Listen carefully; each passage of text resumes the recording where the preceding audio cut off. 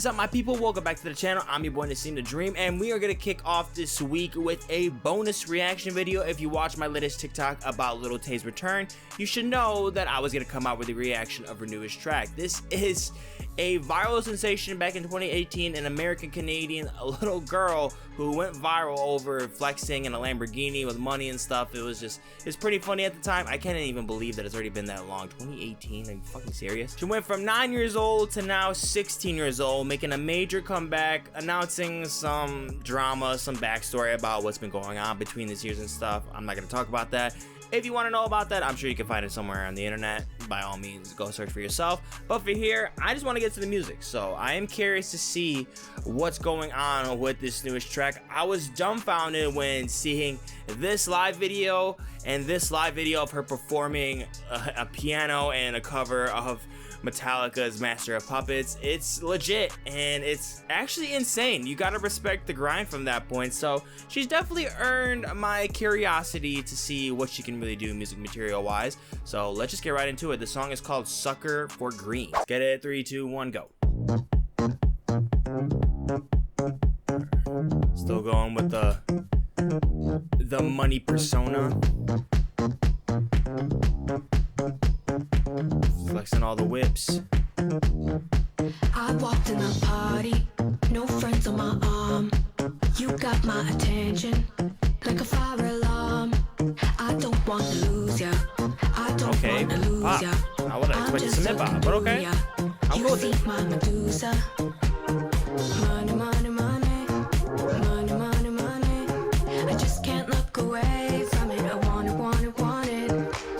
When you try to leave, I got you paralyzed. Fall for it every time. You got me screaming at the top of my lungs. I must be dreaming. I can't get enough. You got me dripping off. She's really been planning this shit. Like, got the background dancers too and shit. The fuck? Some's calling it a sick obsession. Nothing wrong with being rich and blessed, and I just want a few yachts and mansions right now. Mommy and daddy must got hella money. Dropping racks on my island. Got a touch like I might have. Touch it, love it, love it. Ooh, it's weird, keep looking at me. I can stand the heat of a million degrees. Fuego, oh, money, money, money. I just want your money, money, money. I just can't look away from it. I want it, want it, want it. You got me screaming at the top of my lungs. I must be dreaming. This ain't bad. What the fuck? This is decent.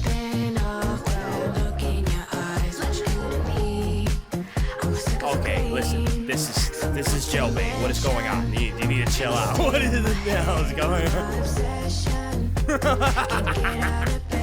Oh, that's disturbing.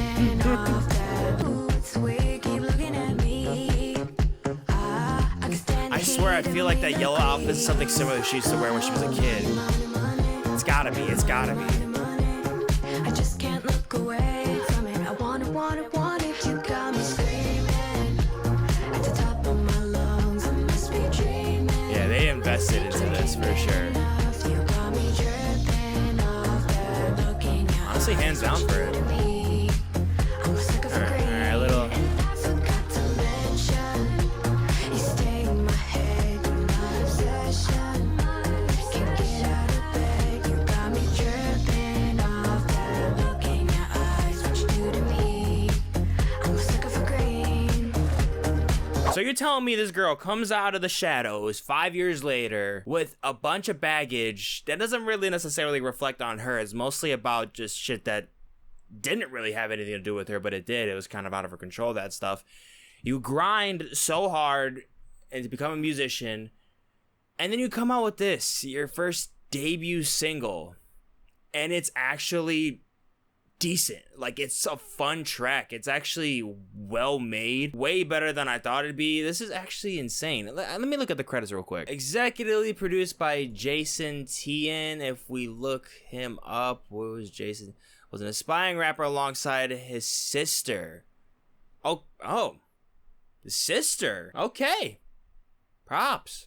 Keeping it in the family. I like that. Like, I'm not gonna sit here and tell you guys this is like One of the best young talents out there, one of the best we've ever seen, with the greatest debuts, one of the pop artists that you definitely have to keep an eye out for. Well, actually, I don't know. Anyway, you might need to keep an eye out for her, because I already respect so much of her. Actually, you know, she played her cards right, using her old fame back in 2018 to rekindle, respark that same momentum that's clearly working for this. 2.8 million views in 2 days on YouTube. That's pretty cool. That's honestly very impressive. That's awesome. That's really, really dope. And side note, like, puberty is a fucking hell of a thing. Like, this girl was a tiny little muppet, and now she's a big as hell. What the fuck? This is kind of disturbing. Like, I feel like I'm gonna die soon. Like, I feel like I'm gonna blink and I'm gonna be fucking 40 years old. I think, in my opinion, when it comes to the influencer music transition,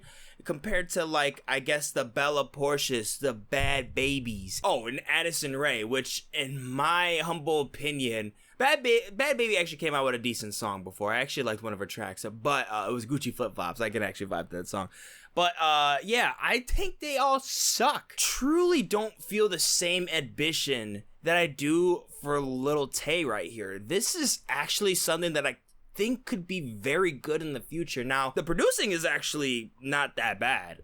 You know, a couple touches of the effects that I feel like were a little bit oversaturated, kind of just a little bit over blaring, and, you know, at the same time, this can be considered a very generic pop track, and especially when watching the video, can also really double down on that feeling when you look at the choreography and just the overall style of the video, the cliches about flexing with your income and all that stuff, and just about your riches, like cars and all that stuff, which can be a little bit tedious, especially in the hip-hop community world, pop world, and music industry and per se. Just because we see it all the time, it doesn't always feel that different, and I think that's the thing that's kind of holding this back. But I think with the tropes that go along with pop music, and especially with her being 16 years old, I think you have to just tip your hat off to this. This is actually really, really decent. I really noticed some really dope layering that was going on with the choruses. Later in the bridge, you know, not that too much confidence in the vocals, you know. She's not an insane singer, but I thought for the most part, good control of her vocal range. I thought it was working very well with this. It can be, like I said, a little bit dull. A little bit. I'm basically trying to tell you that I don't think the track is profound in a mind-boggling way, like how you can, like, really figure out, like, look upon Olivia Rodrigo's debut with Driver's License. Like, that was a 10 out of 10 beautiful cut. Especially for when she came out, was 17 years old, I believe she came out with that track. That's incredible. And she's a huge talent, a great singer. But, like, I'm not even trying to compare Lil Tay to Olivia Rodrigo, Billie Eilish, you know, those folks that we've seen that started very, very young. They're actually very good musicians, very good vocalists, Tate McRae, all that kind of stuff. But I think there is a drive, a fire in Lil Tay that I think you might need to be careful with. I don't think you should underestimate her. I think she really, really cares about this. I think she really wants this. I truly hope she's not doing this just to pull off another stunt and grab a quick bag, because I think she can actually turn this into something. But I wouldn't even believe that. Why devote 5 years in silence to work your ass off into practicing and damn near mastering guitar, piano, who else, other type of instruments she has, probably even some experience into the studio with the producing work, especially working with her brother. So that helps, and I think that's experience, and I think that's just gonna add up more and more, especially if she keeps consistent. Again, 16 years old, ladies and gentlemen. This could be something. I can't believe how fun the track is. I actually thought the chorus actually had some infectious qualities to it. I found myself vibing to it. I had fun with it. It's fun.